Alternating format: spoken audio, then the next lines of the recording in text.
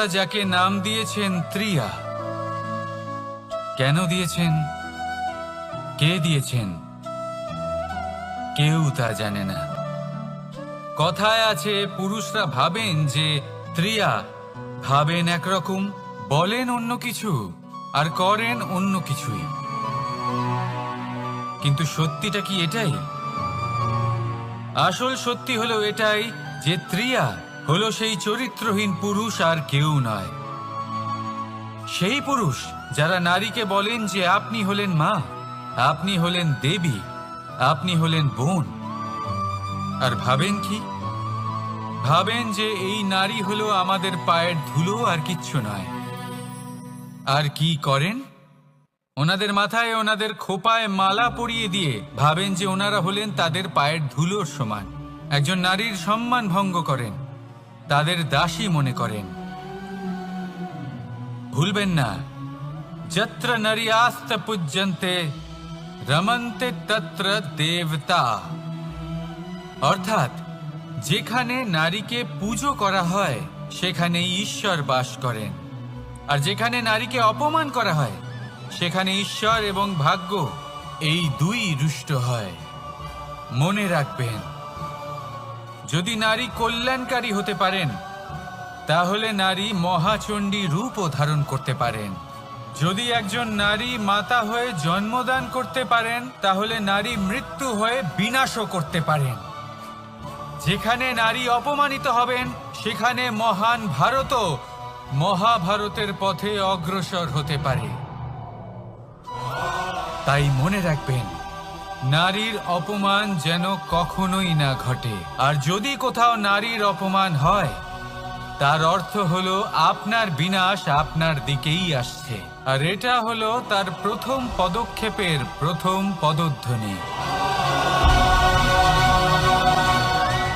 রাধা রাধা। যদি সন্তান কোনো দুষ্কর্ম করে তাহলে সেই অপরাধ শুধু কি সেই সন্তানের? না, যদি সন্তান দুষ্কর্ম করে তাহলে অপরাধী তার মাতা পিতাও, যারা পুত্রমোহর কারণে সেই অনুচিত কাজে তাকে বাধা দেননি। অপরাধী হলেন তার পিতামহ, যিনি নিজের কর্তব্যবোধের কারণে নিজের পরিবারের যত্ন নেননি, যিনি সন্তানকে কখনো শাস্তি দেননি। অপরাধী হলেন তার সেই গুরুও, যিনি নিজের শিষ্যের সেই দুষ্কর্ম দেখেও তাকে প্রতিহত করতে পারেননি। একজন হবু রাজার কর্তব্য হলো নিজের প্রজার কাছে সে যেন এক উদাহরণ প্রস্তুত করতে পারে। কিন্তু যদি এত অনুচিত উদাহরণ প্রস্তুত হয়ে থাকে তাহলে মা বাবার, বাড়ির বয়োজ্যেষ্ঠদের কর্তব্য হলো ওনারা যেন সেটা সেখানেই থামায়, হয় ভালোবেসে নয়তো শাস্তি দিয়ে। যদি না থামানো হয় তাহলে মহাভারত অবশ্যম্ভাবী। বিজয়, বিজয় লাভের জন্য মানুষ কি না করে থাকে, যে কোনো সম্ভাব্য প্রচেষ্টা করে। কিন্তু নিজের বিজয় লাভের জন্য বাজিতে যা ইচ্ছে তাই রেখে দেওয়া কি উচিত কাজ? কখনোই নয়। নিজের হারানো সম্মান, নিজের হারানো সম্পত্তি, নিজের হারানো অধিকার ফিরে পাওয়ার শুধু একটাই পথ রয়েছে, আর তা হলো পুরুষার্থ, দ্যুতক্রিয়া নয়। যে মানুষ নিজেই হেরে গেছে, নিজেই নিজের জয়লাভ করার জন্য অন্য কাউকে কিভাবে বাজিতে রাখতে পারে? এ হলো সম্পূর্ণরূপে অনুচিত। অনেক সময় অনেক ধন লাভ করার জন্য, অনেক সম্পত্তি লাভ করার জন্য আমরা নিজের আসল ধন, আমাদের আপনজন, তাদেরকে হারিয়ে ফেলতেও প্রস্তুত হয়ে যাই। এটা একেবারেই উচিত নয়। যত বড়ই সংকট আসুক না কেন, আমাদের আপনজনদের আমাদের সাথেই রাখা উচিত। নিজের বিজয়ের জন্য ওনাদের বাজি রাখা ঠিক নয়। এই ভুল কেউ একজন করেছেন, আপনি তা ভুলেও করবেন না। রাধা রাধা। নারী, জন্মসূত্রে কারোর কন্যা, ধর্মসূত্রে কারোর পত্নী, আর কর্মসূত্রে কারোর মা। আমাদের মনে এই ছবি আঁকা রয়েছে একজন নারীকে নিয়ে, তাই না? একটা অতুলনীয় ভূমিকা রয়েছে নারীদের আমাদের জীবনে, আর নারী ছাড়া আমরা কিছুই নই। কিন্তু অধিকার, সেখানে আমরা একটা ভুল করে বসি। যখন নারী একজন কন্যা থাকে, যখন সে জন্ম নেয়, তখন তার ওপর অধিকার থাকে তার পিতার।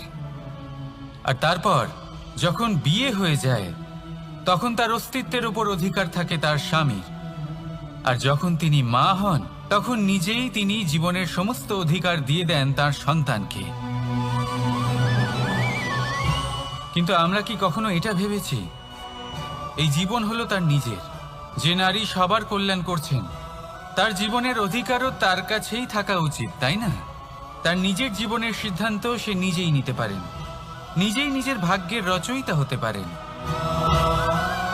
আর এর জন্য আমাদের নিজেদের পাল্টাতে হবে, দৃষ্টিভঙ্গি পাল্টাতে হবে।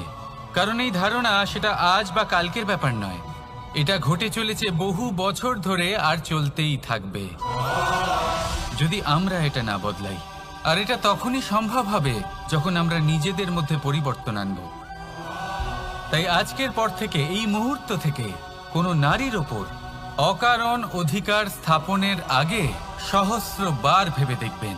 কারণ যখন নারী নিজের অধিকার কেড়ে নিতে বাধ্য হবেন, তখন শুধু এবং শুধুমাত্র বিনাশই ঘটবে। রাধা রাধা। অনেক ব্যক্তির মনে একটা প্রশ্ন জাগে আমাকে আর রাধাকে নিয়ে। বলেন যে, না আমি আর রাধা একসাথে থাকি, না আমাদের বিয়ে হয়েছে। আমি এখানে দ্বারকাতে, ও ওখানে বর্ষণাতে, তাও এত ভালোবাসা কি করে? এ কেমন সম্পর্ক?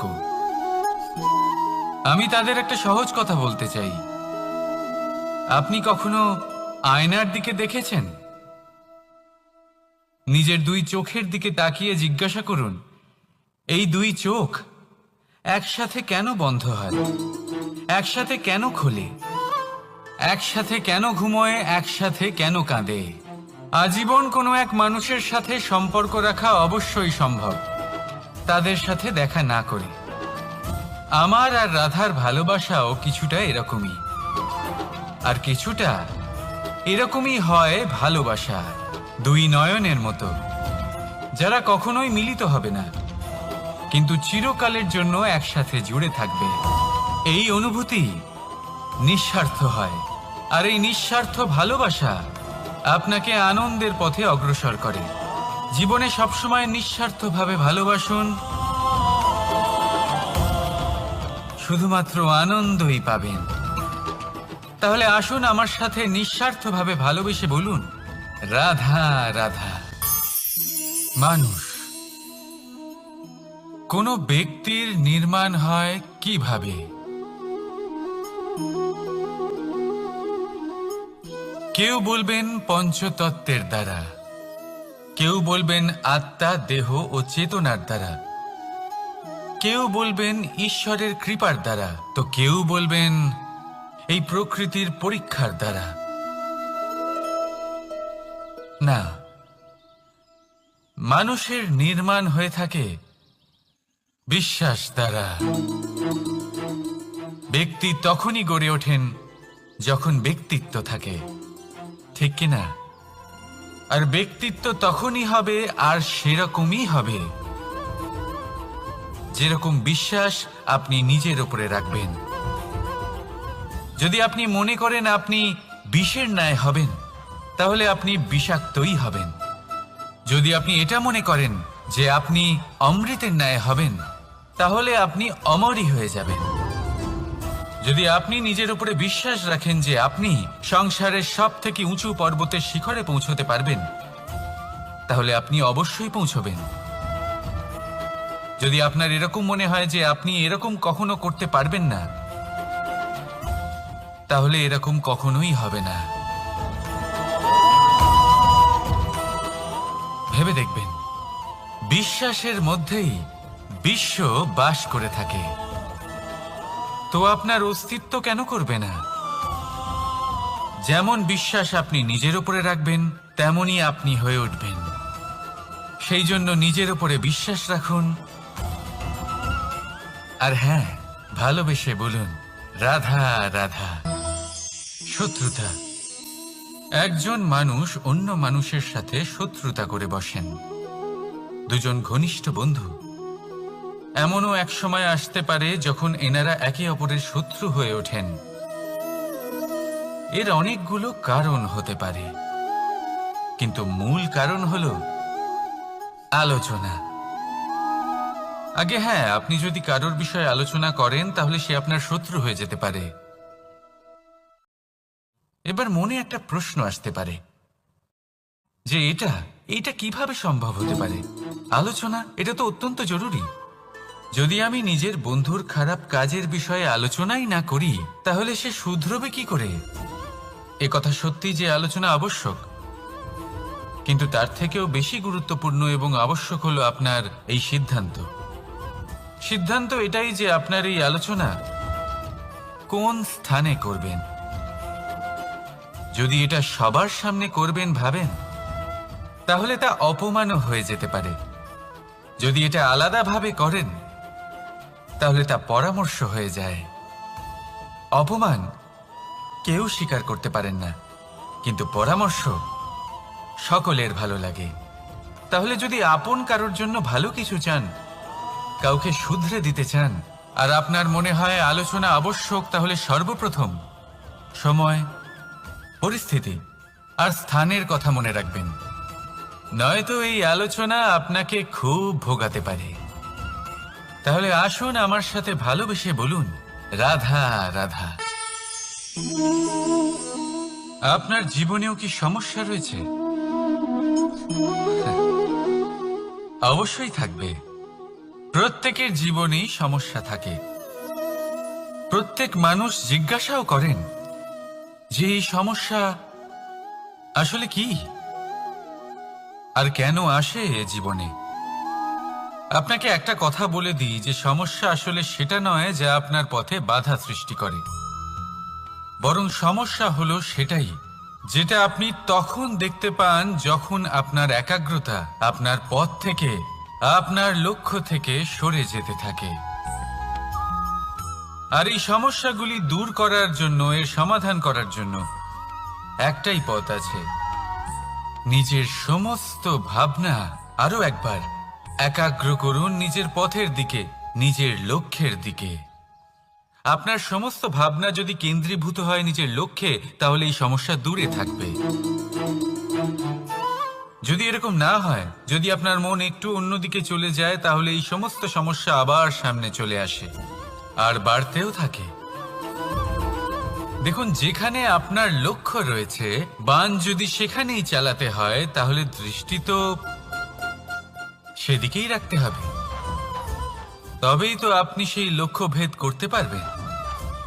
সেই জন্য মনে রাখবেন, সর্বদা লক্ষ্য রাখবেন নিজের পথে, সেই পথেই সামনে এগোতে থাকুন নিজের লক্ষ্যের দিকে। আপনি যত সামনে এগোতে থাকবেন এই সমস্যা তত পিছিয়ে যাবে। তাহলে আসুন আমার সাথে ভালোবেসে বলুন রাধা রাধা। এই পাখিরা সত্যি খুব সুন্দর, আমার খুব ভালো লাগে। আপনি নিশ্চয়ই শুনে থাকবেন যে কিছু পাখির কাছে ডানা অবশ্যই থাকে, কিন্তু উড়তে পারে না। তারা চায় উঁচু আকাশে উড়ে বেড়াতে এবং মেঘেদের সাথে কথা বলতে, করতেই পারে না। এবার এই সংসারেও পাওয়া যায় ঘুড়িও। এদের মধ্যে না জীবন আছে, না প্রাণ আছে, আর না আছে ডানা, কিন্তু এরা আকাশের সাথে কথা বলে, হাওয়ার বেগের সাথে কথা বলে, আনন্দ করে, উৎফুল্ল হয়ে ওঠে। আকাশে জীবনের কিছু মুহূর্ত কাটায়। তার কারণ কি হতে পারে? কারণ হলো সুতো। এই সুতো যদি সঠিক হাতে থাকে, তাহলে এই কাগজের তৈরি ঘুড়িও আকাশের উচ্চতায় উড়ে বেড়াতে পারে। এবার এই সুতো আসলে কি? এই সুতো হলো আসলে ভালোবাসা। এই সুতো হলো আসলে বিশ্বাসের।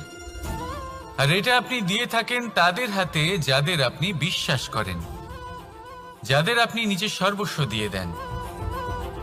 ভেবে দেখুন, এই ভালোবাসা আর বিশ্বাসের সুতো আপনি যদি সঠিক মানুষের হাতে দিয়ে দেন, তাহলে আপনি অনেক উচ্চতায় উঠতে পারবেন, আকাশের উচ্চতায় উড়ে বেড়াতে পারবেন, মেঘের সাথে কথা বলতে পারবেন, পাখিদের মতো উড়তে পারবেন, যা ইচ্ছে তাই করতে পারবেন।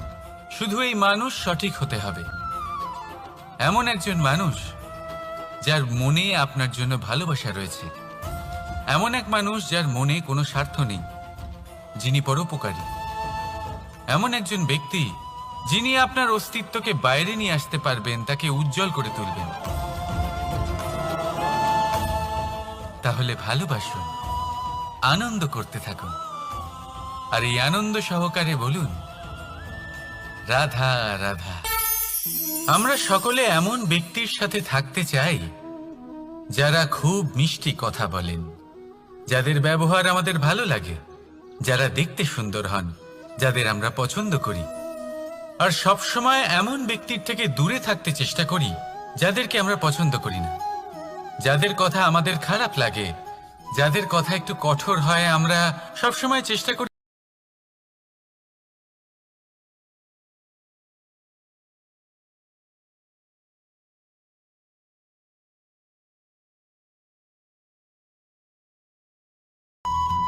ওষুধও একটু কড়াই হয়, কিন্তু এ কি করে? আমাদের সুস্থ করে তোলে।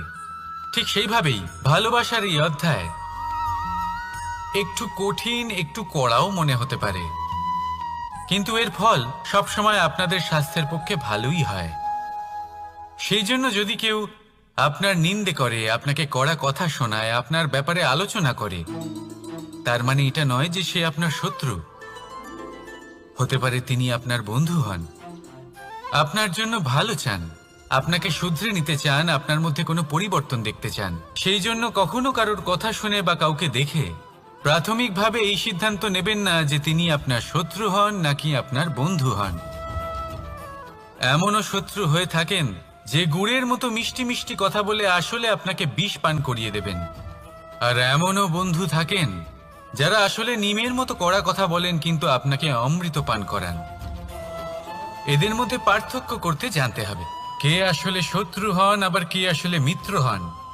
এই পার্থক্য যখন আপনি করতে শিখবেন, তখন আপনি এই সংসারের সব থেকে সুখী প্রাণী হয়ে উঠবেন। এই পার্থক্য বোঝা সহজ নয়, কিন্তু অবশ্যই আবশ্যক। রাধা রাধা। অসুখ। এমন কোনো মানুষ আছেন এই সংসারে যার অসুখ করে না? প্রত্যেক মানুষ কখনো না কখনো অবশ্যই অসুস্থ হয়েছে, তার এই শরীর রোগের শিকার অবশ্যই হয়েছে। এবারে দেখুন, এই রোগ আসে আবার এই রোগ চলেও যায়, কিন্তু সেই রোগ আমাদের কষ্ট দিতে কেন সক্ষম হয়? কারণ হলো স্বচ্ছতা। যদি এই স্বচ্ছতা শরীরে না থাকে, তাহলে মানুষকে শারীরিক কষ্ট পেতেই হবে। ঠিক সেইভাবেই অত্যন্ত প্রয়োজনীয় হলো এই স্বচ্ছতা যেন মনেও থাকে। যদি এই স্বচ্ছতা মনে না থাকে, তাহলে মানুষ চারিত্রিকভাবে কষ্ট সহ্য করেন। এবারে নিবারণ কি হতে পারে? বড়ই সহজ এর উপশম। যদি রোগ শরীরে হয়, তাহলে সর্বপ্রথম স্বচ্ছতা বজায় রাখতে শিখুন, এই শরীরকে পরিষ্কার রাখতে শিখুন। বিচক্ষণতার সাথে এই রোগের সম্মুখীন হন, ভয় পাওয়ার কোনো দরকার নেই। ব্যায়াম করতে থাকুন, সব ঠিক হয়ে যাবে। সেইভাবেই যদি এই অসুখ মনে হয়, তাহলে কি করা যায়? সর্বপ্রথম তার আধারের উপরে নজর দিন। আপনার এই আধারই হলো আপনার আহার। যা আপনি আহার করবেন সেরকমই মানুষ হয়ে উঠবেন। সেইভাবেই আপনি যেরকম ভাবেন সেরকমই মানুষ হয়ে উঠবেন। সেই জন্য নিজের ভাবনাকে শুভ করুন, নিজের দৃষ্টিভঙ্গিকে শুভ করে তুলুন, সব কিছু সঠিক হবে। আপনার আমার সবার মধ্যেই এক রাক্ষস বাস করে, তার সম্মুখীন হন, তাকে পরাস্ত করুন। তাহলে এই রোগ সে শরীরেই হোক বা মনের মধ্যে, যদি সঠিক সময় তাকে আটকানো না যায়, তাহলে যে কোনো সময় তা মহামারীর রূপ ধারণ করবে। সেই জন্য সাবধানে থাকুন, সুস্থ থাকুন। তাহলে আসুন আমার সাথে ভালোবেসে বলুন, রাধা রাধা। বাজ পাখিকে পক্ষীরাজ বলা হয়, বাজের আয়ু হলো মোটামুটি 70 বছর। এবার 40 বছর হতে হতেই ওদের পালক লম্বা এবং ভঙ্গুর হয়ে যেতে থাকে, ঠোঁট বেঁকে যায়, ডানা ভারী হয়ে যায়, অর্থাৎ আগের মতো উড়তে পারে না, সেই শক্তি থাকে না। এবার সেই বাজ কি করবে? বাজ সব থেকে কঠিন নির্বাচন করে, নির্বাচন নিজের পুনর্স্থাপনার। সর্বপ্রথম একটা বিশাল পর্বতে যায়, একান্তে নিজের এক বাসস্থান তৈরি করে, আর তারপরে পাথরের সাথে নিজের ঠোঁট বারবার আঘাত করতে করতে সেই ঠোঁট ভেঙে ফেলে। তারপরে সে অপেক্ষা করে সেই ঠোঁট পুনর্নির্মাণ হওয়ার। তারপর সেটাই করে নিজের পালকের সাথে। তারপরে নিজের ডানা থেকে এক এক করে ভারী পালকগুলো ছিঁড়ে ফেলে দেয়। আর তারপর 150 দিনের এই যন্ত্রণা সহ্য করার পরে ও ফিরে পায় নিজের ওড়বার অনন্য ক্ষমতা, সেই শক্তি। আর তারপরে ও জীবনের পরবর্তী 30 বছর বাঁচে। কি বুঝলেন আপনি? যদি ইচ্ছে শক্তি থাকে তাহলে একজন দুর্বলও শক্তিশালী হতে পারে। আপনিও এটাই করুন, নিজের অতীতের যন্ত্রণার বোঝাগুলিকে ত্যাগ করুন আর কল্পনার খোলা আকাশে উন্মুক্ত হয়ে উড়ে বেড়ান। নিজের পুনর্স্থাপনা করুন, তবেই সর্বশ্রেষ্ঠ হতে পারবেন। আর মনে রাখবেন, এই ছোট ছোট পদক্ষেপই বড় বড় শিখরে পৌঁছে দিতে পারে। তাহলে আসুন আর আমার সাথে ভালোবেসে বলুন, রাধা রাধা। আপনি কি কখনো জলকে নিজের মুঠোতে ধরে রাখার চেষ্টা করেছেন? চলুন আজ করা যাক।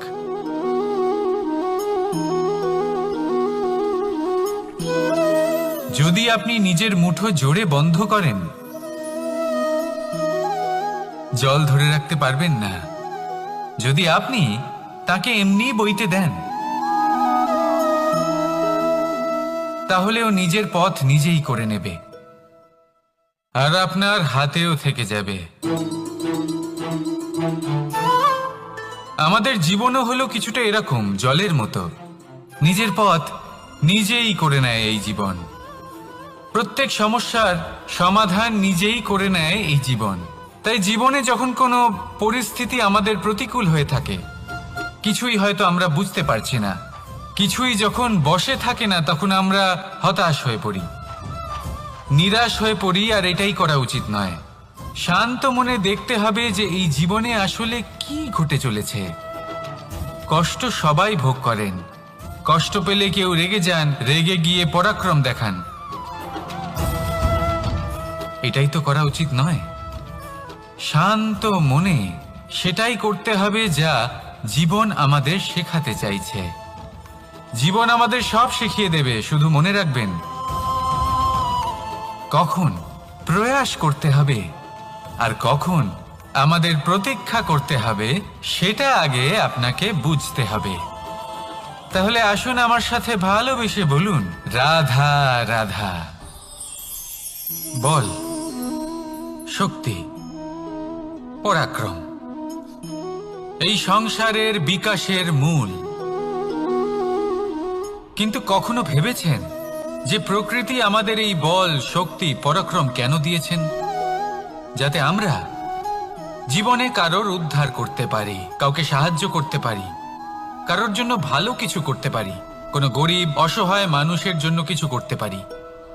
এই বল, এই শক্তির সদ্ব্যবহার করতে পারি। কখনো দেখেছেন এমন মানুষ যার কাছে অসীম শক্তি আছে, কিন্তু তার সাথেই অসম্ভব অহংকারও রয়েছে, যিনি নিজেকে সর্বশ্রেষ্ঠ বলে মনে করেন, খারাপ কাজও করেন। আপনি দেখবেন প্রকৃতি এবং মানুষ তাকে ভাঙতে সর্বদা চেষ্টা করেন। মনে রাখবেন, যতই সুবিশাল পর্বত হোক না কেন, তা যদি পথে পড়ে, তাকে ভেঙে পথ প্রশস্ত করা হয়। যদি আপনার কাছে বল থাকে, শক্তি থাকে, পরাক্রম থাকে, তাহলে তার সদ্ব্যবহার করুন, কাউকে সাহায্য করুন, কাউকে রক্ষা করুন। যদি আপনি আপনার শক্তির দুর্ব্যবহার করেন, তাহলে মনে রাখবেন আপনি নিজের বিনাশ নিজেই আমন্ত্রণ করছেন। এবার বল অর্জন করার পরে, শক্তি অর্জন করার পরে, আপনি নিজেকে বিনাশ করতে চান নাকি এই সংসারের উদ্ধার করতে চান? সিদ্ধান্ত আপনার। রাধা রাধা। মানুষ আর ধন, এই দুইয়ের মধ্যে সম্পর্ক খুব ঘনিষ্ঠ। ধন হলো সেই শক্তি যার ব্যবহার মানুষ করে থাকে সাংসারিক বস্তু ক্রয় করার জন্য, নিজের জীবন যাপন করার জন্য। আর মানুষ হলো সেই শক্তি যারা ধনকে গুরুত্বপূর্ণ করে তোলেন। এবার একটা কথা বলি, ব্যবহার করা উচিত ধনকে আর ভালোবাসা উচিত মানুষকে। এটা বেশিরভাগ মানুষই বোঝেন না। মানুষ এখানেই সব থেকে বড় ভুল করে বসেন। তারা ভালোবাসেন ধনকে আর ব্যবহার করেন মানুষকে। এ হলো অনুচিত। দেখুন, আপনি একটা সূচের দ্বারা যুদ্ধ করতে পারবেন না, আর কোনো তলোয়ার দ্বারা বস্ত্র সেলাই করতে পারবেন না, তাই না? কোনটা কিসের জন্য হয় সেটা বোঝা অত্যন্ত জরুরি। আপনিও সঠিক দিকে অগ্রসর হন। মানুষকে ভালোবাসুন আর ধনকে ব্যবহার করুন। যদি আপনি মানুষকে ব্যবহার করেন তাহলে আপনি ভালোবেসে ফেলবেন ধনকে, আর এই ভালোবাসা ধীরে ধীরে পরিণত হবে লোভে, আর ধীরে ধীরে এটা আপনাকে বিনাশ করে দেবে। তাহলে সমস্ত মানুষকে ভালোবাসুন আর এইভাবে ভালোবেসে বলুন, রাধা রাধা। সাফল্য কে না চান? সাফল্য লাভ করার, শিখরে পৌঁছানোর আলাদাই একটা আনন্দ রয়েছে। আর আপনজনদেরও কে না চান? প্রত্যেক মানুষ চান যেন জীবনে তার কোনো আপনজন থাকে যারা সবসময় তাদের সাথে থাকবে, কারণ আপনজনের সাথেই তো সাফল্যের আনন্দ সব থেকে বেশি পাওয়া যায়। কিন্তু আসলে কি হয়, অনেক সময় সাফল্যের খোঁজে সেই পথে চলতে চলতে আমরা আপনদের থেকে দূরে চলে যাই। না চাইতেও দূরে চলে যেতে হয়, ওনাদের সাথে সময় কাটাতে পারি না। আর আমরা ভুলে যাই যে সাফল্যের আসল আনন্দ আপনজনদের সাথেই পাওয়া যায়। সফল হওয়ার পরে আপনদের সাথে দেখা হলে তাদের চোখে আমাদের জন্য যে আবেগ থাকে, যে সম্মান, যে প্রেম থাকে, সেটাই হলো আসল পুরস্কার। আমরা সেই কথা ভুলে যাই এবং একা হয়ে পড়ি। বেশিরভাগ সময় এটাই হয়। বেশিরভাগ সময় সফল মানুষগুলি একা হয়ে যান। এবার আপনি কি চান? আপনি অসফল হয়ে দিনগুলি একাকিত্বে কাটাতে চান, নাকি সফল হয়ে আপনজনদের সাথে আনন্দে থাকতে চান? সেই সিদ্ধান্ত আপনার। সাফল্যের পেছনে ছুটুন, নিজেকে উজাড় করে দিন, কিন্তু আপনজনদের সঙ্গ ত্যাগ করবেন না।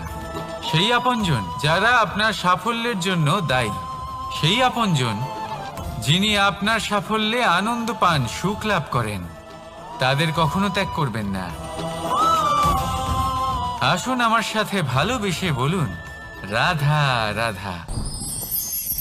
ভগবান আর ভক্ত যখন এক আকার হয়ে যায়, যখন ভক্ত তার ভগবানের প্রতি এবং নিজের জীবনের উদ্দেশ্যের প্রতি সম্পূর্ণরূপে সমর্পিত হয়, তখন জন্ম নেয় ভক্তি। এই সংসারের সমস্ত আশা হয়তো আপনার সঙ্গ ত্যাগ করে দিতে পারে, তখনও ভক্তি সাথে থাকবে। ভক্ত আর ভগবান যখন এক আকার হয়ে যায়, তাদের মধ্যে কোনো পার্থক্য থাকে না। তারা এক হয়ে যায়, এক ব্যক্তিত্ব, এক অস্তিত্ব। সেই জন্য কখনো জীবনে যে কোনো রূপেই, যে কোনো প্রকারেই, যে কোনো ঈশ্বরকে মান্য করুন। মনের মধ্যে শ্রদ্ধা ভাব জাগ্রত করুন, মনে ভক্তি ভাব জাগ্রত করুন। এই সমগ্র সংসারে সব কিছু আপনাকে ছেড়ে চলে গেলেও তখনও এই ভক্তি শুধুমাত্র আপনার উত্থান ঘটাবে। তাই মনে ভক্তি জাগ্রত করুন আর আমার সাথে ভালোবেসে বলুন, রাধা রাধা। শব্দই হলো শূন্য, শব্দই হলো আরম্ভ, শব্দই হলো অন্ত, শব্দই হলো অমর, শব্দই হলো ব্রহ্ম। এই শব্দ হলো অত্যন্ত বিশেষ। কেউ কাঁদলে তাকে হাসিয়ে তোলে, কেউ হাসলে তাকে কাঁদিয়ে দেয়। কারোর মনে উদ্দীপনা জাগিয়ে তুলতে পারে, আবার কারোর মনে কাঁটা হয়ে বিঁধে থাকতে পারে। একটা অত্যন্ত গুরুত্বপূর্ণ কথা যা বোঝা অত্যন্ত আবশ্যক। আপনার মন, আপনার হৃদয়ে যতই শুদ্ধ হোক না কেন, যতই পবিত্র হোক না কেন, আপনার দৃষ্টিভঙ্গি যতই স্পষ্ট হোক না কেন, যদি আপনার কথা পবিত্র না হয়, যদি আপনার শব্দ শুদ্ধ না হয়, তাহলে তা আপনাকে আপনার কর্মফল ভোগ করতে বাধ্য করবেই। একটা সহজ উদাহরণ দিই, আপনার জীবনে এমন কেউ অবশ্যই থাকবেন যাকে আপনি পছন্দ করেন না, যিনি হয়তো অধর্মী মানুষ, যিনি হয়তো দুর্বুদ্ধি সম্পন্ন মানুষ, কিন্তু তার জন্য অপশব্দ প্রয়োগ করলে তার মধ্যে কোনো পরিবর্তন আসবে না, তার মানসিকতা বদলাবে না, শুধু মনে প্রতিশোধ স্পৃহা জেগে উঠবে, মনে হিংসা জাগবে, আর কিচ্ছু নয়। সেই জন্য নিজের শব্দকে নিয়ন্ত্রণ করুন, নিজের কথা সংযত করুন। শ্রেষ্ঠ থেকে শ্রেষ্ঠতর মানুষকেও সাবধানী হতে হয়, কারণ যদি এই শব্দের প্রয়োগ সঠিক না হয়, তাহলে আজীবন মানুষকে নির্বাক হয়ে থাকতে হতে পারে। তাহলে নিজের শব্দ নিয়ন্ত্রিত রাখুন, নিজের কথাকে শুভ করুন, এতে প্রেমবোধ জাগিয়ে তুলুন, আর সেই প্রেমবোধ নিয়েই বলুন রাধা রাধা। বরদান এবং অভিশাপ, এই দুই হলো একই মুদ্রার দুটি পিঠ। এই বরদান আমরা অনেক কারণে পেতে পারি, কখনো নিজের পরিশ্রমের কারণে, কখনো নিজের তপস্যার কারণে, কখনো আমাদের পূর্বপুরুষদের কর্ম ও তপস্যার কারণে। কিন্তু এই বরদান কতক্ষণ বরদান থাকবে তা আমরা নিশ্চিত করতে পারি না, তা সুনিশ্চিত করে শুধুমাত্র আমাদের কর্ম। যদি আপনাকে উদাহরণ দিই, আপনি রেশমের কীট দেখেছেন? ও বরদান পেয়েছে যে ও নিজের সুরক্ষার জন্য খোলস বানাতে পারে। এবারও তাতে এত মত্ত হয়ে যায় যে এমন এক আবরণ বানিয়ে ফেলে যাতে সে নিজেই আবদ্ধ হয়ে চাপা পড়ে মরে যায়। এটার তাৎপর্য কি? তাৎপর্য খুবই সরল। গর্ব করা খুবই ভালো, কিন্তু অহংকার করা কখনোই উচিত নয়। যদি অহংকার মনের মধ্যে প্রবেশ করে, তাহলে এই বরদান অভিশাপে পরিণত হতে সময় লাগে না। আর যদি কর্মশ্রেষ্ঠ হয়, তাহলে অভিশাপও বরদানে পরিণত হয়। তাহলে আসুন, শ্রেষ্ঠ কর্ম করুন আর আমার সাথে ভালোবেসে বলুন রাধা রাধা। সুখ, দুঃখ, মৃত্যু, মহামারী, এগুলো কখনো বলে আসে না, আবার জিজ্ঞাসা করেও আসে না। এমনই হয় দ্রুত ক্রীড়ার এই খেলায়। এক কারাগারের মতো, একটা মাকড়সার জালের মতো। যেমন একটা মাকড়সার জাল একটা পোকাকে নিজের দিকে আসতে আকর্ষিত করে নিজের চমকের দ্বারা, নিজের গঠন দ্বারা, সেরকমই দ্রুত ক্রীড়ার এই খেলা মানুষকে নিজের দিকে আসতে প্ররোচিত করে। শেষে গিয়ে মানুষ আটকা পড়ে। পার্থক্য শুধু এটাই, যখন এক পোকা এই জালে জড়িয়ে পড়ে তখন সে তার প্রাণ হারায়। মানুষ যখন এই দ্রুত ক্রীড়ায় আকর্ষিত হয়, সে নিজের মান, নিজের ধন সব কিছু হারায়, নিজের বিবেক হারিয়ে ফেলে।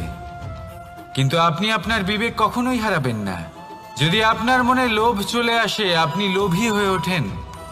যদি আপনি দ্রুত ক্রীড়ার এই খেলায় আটকা পড়েন, তাহলে মনে রাখবেন, এই খেলা থেকে ফিরে আসা প্রায় অসম্ভবই বলা যায়।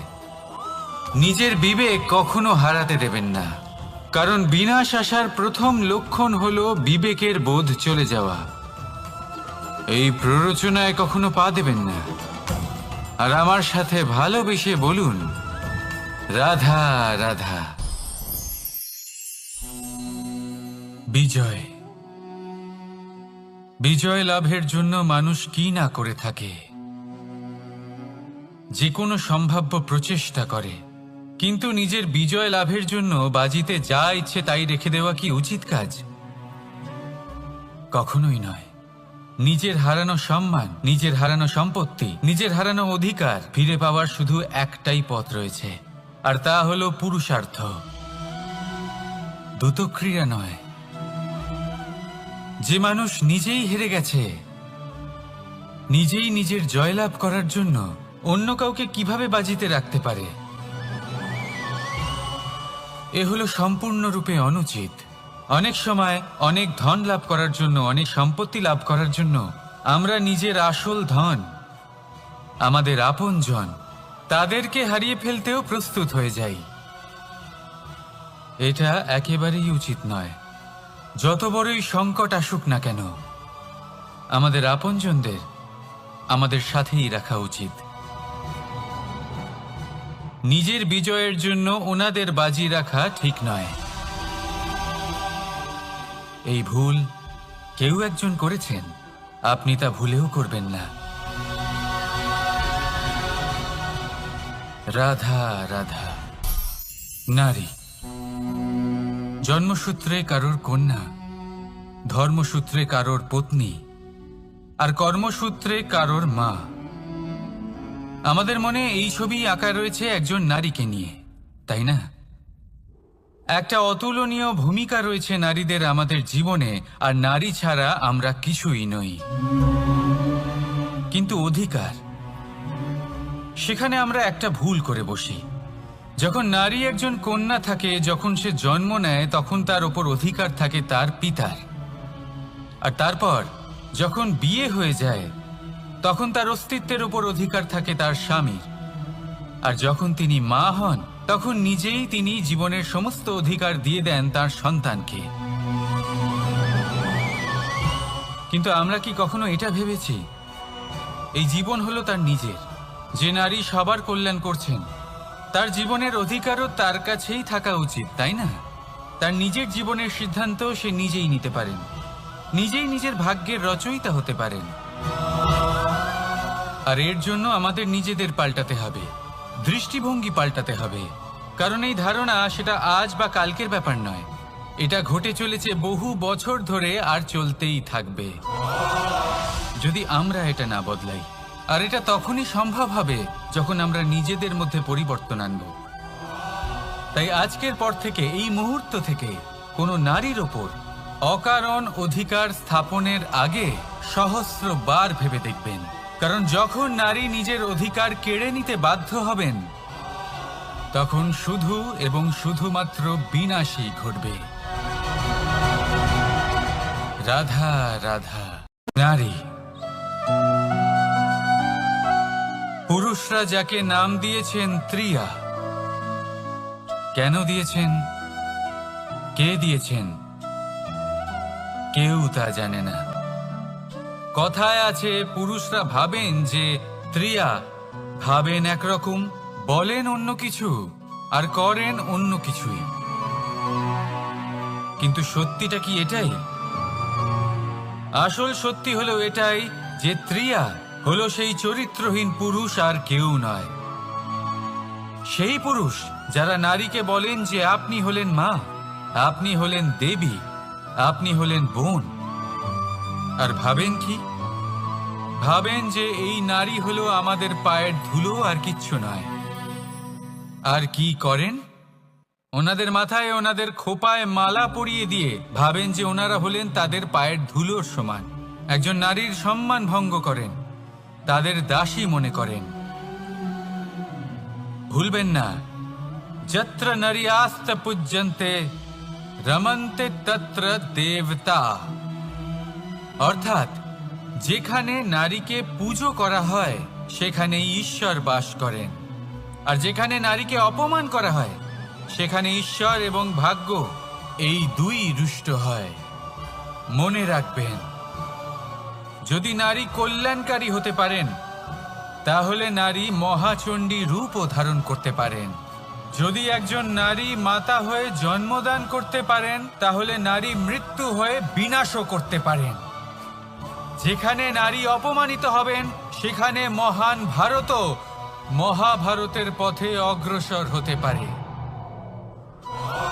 তাই মনে রাখবেন, নারীর অপমান যেন কখনোই না ঘটে। আর যদি কোথাও নারীর অপমান হয়, তার অর্থ হলো আপনার বিনাশ আপনার দিকেই আসছে। আর এটা হলো তার প্রথম পদক্ষেপের প্রথম পদধ্বনি।